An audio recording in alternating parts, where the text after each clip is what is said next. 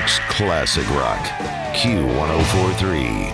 I want to introduce you to a remarkable woman. She actually has been running the Salvation Army's HIV home health program for more than 20 years. And her name is Ondina Colasuanno, is it? Colasuanno, I think I pronounced it right. Yes. Which is kind of weird because not the attending nurse, the nurse who was, I forgot her exact title, but when my first child was born, I saw her more than the doctor, and her last name was Colasuanno. So it was one letter off. So already I feel like I'm bonding with you, Dina. So tell us, how did the Salvation Army come up with this HIV home health program, and I'm sure it has morphed tremendously over the 20 years, and how did you get involved? What's the story? Yes, well, thank you so much for having me. I'm honored to be here. We saw a need in the community in the late 80s, early 90s, where HIV was definitely still seen through the lens of stigma and fear. So we knew we needed to act. So we began by offering meals to provide for food insecurities, as well as educating the community around HIV. This ultimately blossomed into a full functioning program that we cooperatively worked within the community with many community providers offering care for our HIV positive clients. This program operated under that guise for well over 20 years. And in 2012, we expanded the HIV care to include additional chronic illnesses, such as asthma, hypertension, diabetes. And that is the program that we currently operate today. And while HIV has been the cornerstone of our work for the last 30 years, it remains our primary clientele in our program. But you don't have to have HIV to be part of the program. You just have to have a serious health issue. This is correct. HIV continues to be our specialty. We have been immersed in that community for so many years. However, the services have been expanded to include many different chronic illnesses. This allows us to be able to support the community in a better way. How many people do you serve today?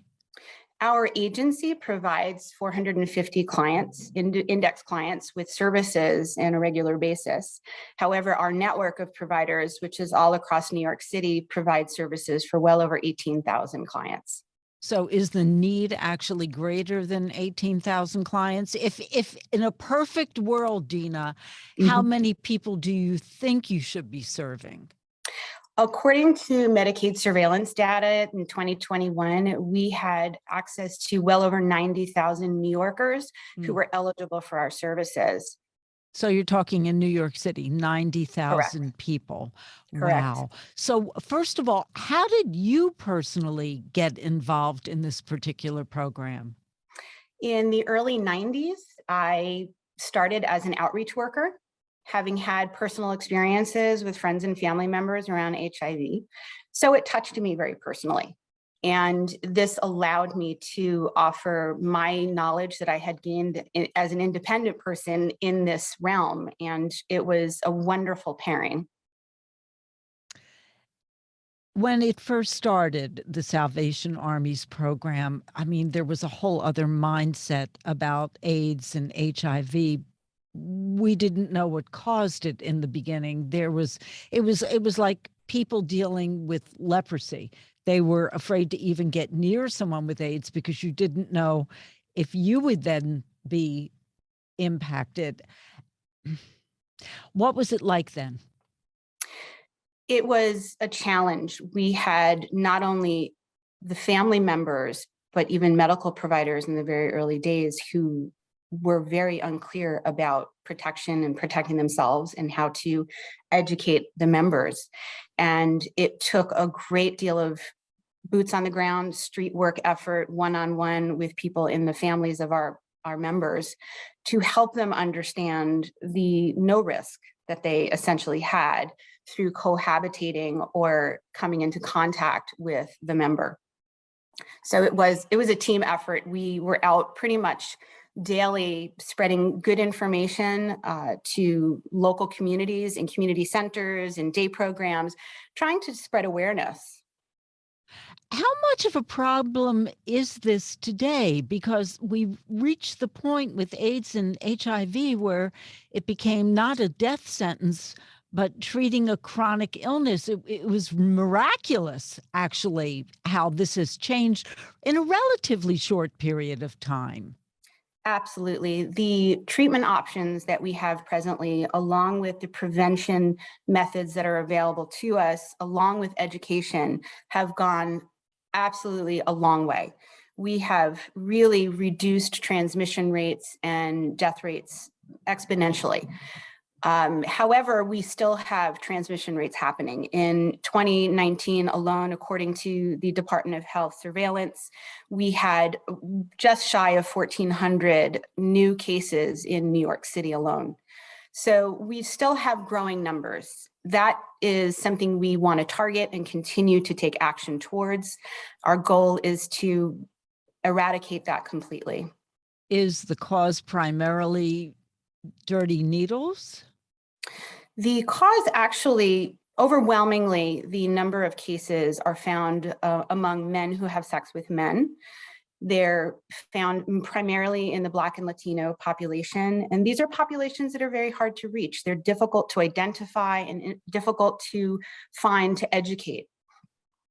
I'm speaking with Ondina Colasuanno. She has been running the Salvation Army, New York City Salvation Army's HIV home health program for more than 20 years. And one of the things you deal with is the issue of homelessness, because you're also dealing with drug addiction. It's sort of like a multifaceted program.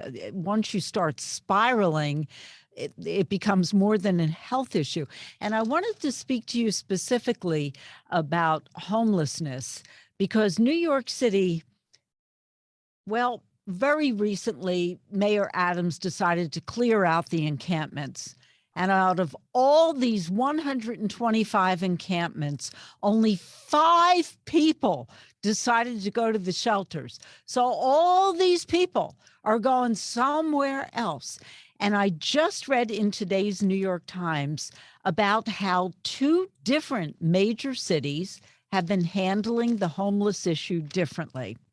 Okay, so in San Francisco, BART, which is our equivalent of the MTA, which before the pandemic served about 400,000 riders a day, they are now hoping to rezone land they own to build housing for the homeless, making 35% of those new housing units affordable. So that's one of the things they're doing.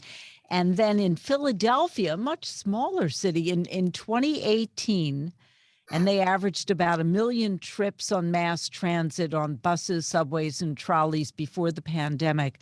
They turned an 11,000 square foot space by mass transit into a temporary shelter with medical services, showers, access to restrooms, laundry, and help for housing for the homeless. So you're talking about putting facilities for the homeless right by where they are living on the subway trains and saying, here's your lifeline, and also using not police necessarily, but trained personnel to help the homeless both that very day and long term. What's the matter with, we're the biggest, we're the best.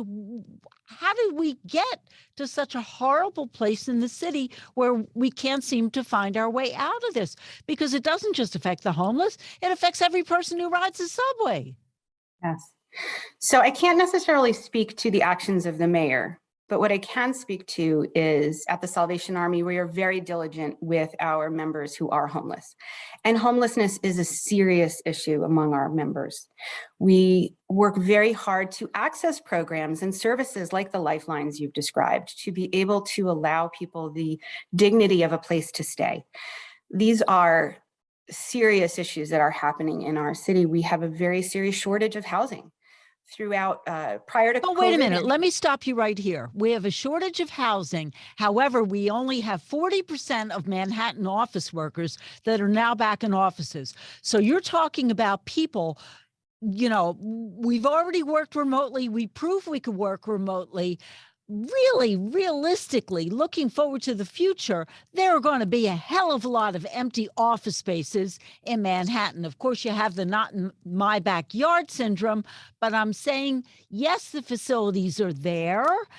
They just have to be made into shelters, but no one wants them.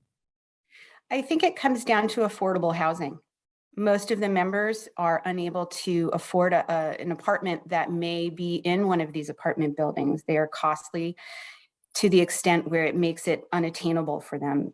Living on the street or in temporary shelters are really the reality that our members face.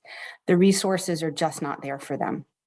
So how is the Salvation Army working with the city? Because you have a handle on the situation. You have boots on the ground. So what sort of interactions have you had with our new mayoral administration? Because I know his heart is in the right place. We have not personally had any interaction directly with the mayor's office. We end up working with the end result of his policies that he puts in place. They did open up some Section 8 earlier in the year. We've been very hard at work getting our clients applied to every possible resource, every possible housing opportunity.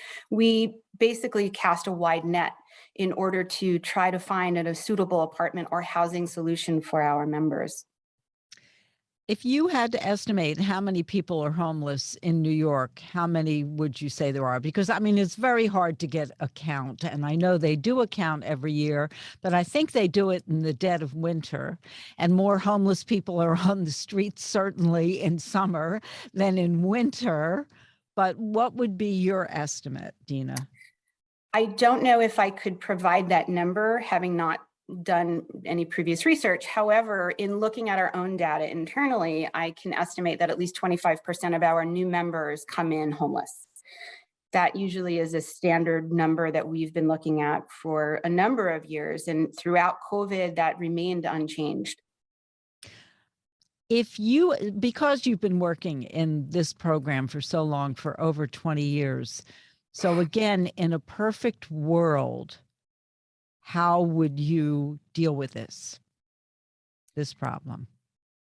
Homelessness, HIV, looking at it from a very broad perspective, we need greater access to care for the harder to reach populations.